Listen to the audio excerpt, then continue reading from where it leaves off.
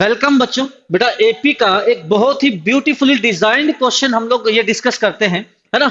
हमें बेटा एक मेज दिया गया है 5x5 का, उसके अंदर कुछ रैंडम एंट्रीज हमें दी गई है और क्वेश्चन ने कहा है कि रो और कॉलम की सभी एंट्रीज एपी बनाती हैं।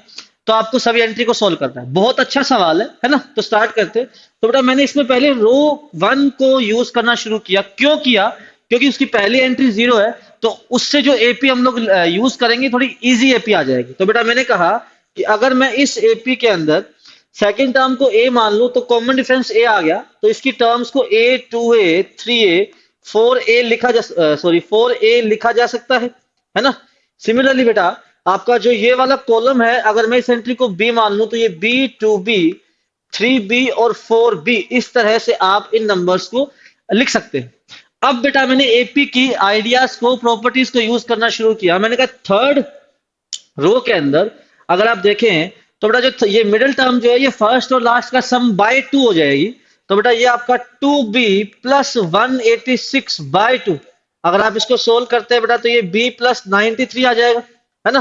तो बेटा मैंने कहा सर ये b प्लस 93 आ गया। अच्छा अब सर, अब सेकंड रो के अंदर अगर आप देखेंगे तो ये तीन टर्म्स एपी में है, तो ये बीच वाली टर्म जो है, मिडिल टर्म जो है, इन दोनों का सम बाय 2 आ जाएगा।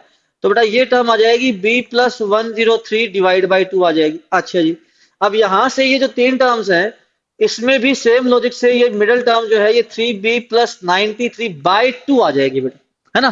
तो ये जो टर्म्स है, ये जो एंट्रीज है, हमने एपी की प्रॉपर्टी से निकाल दी। अब मैंने कहा कि आप सेकंड कॉलम पे एपी के नंबर्स लिख लो, क्योंकि ये चारों नंबर एपी के अंदर है ना। ऐसे ही थर्ड कॉलम में भी लिख लीजिए। तो मैंने कहा सेकंड कॉलम के जो नंबर्स आएंगे they are a b plus 103/2 और टिल 74।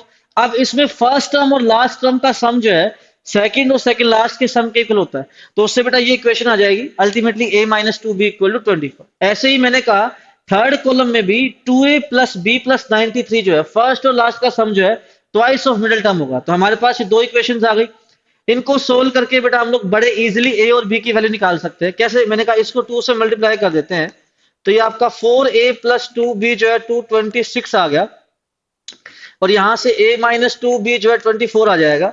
ऐड करके बेटा आपका 5a जो है 250 आ गया। तो बेटा आपका a का वैल्यू 50 आ गया, और यहां से इसमें पुट कर देंगे तो आपका b का वैल्यू क्या आ जाएगा? 13 आ जाएगा।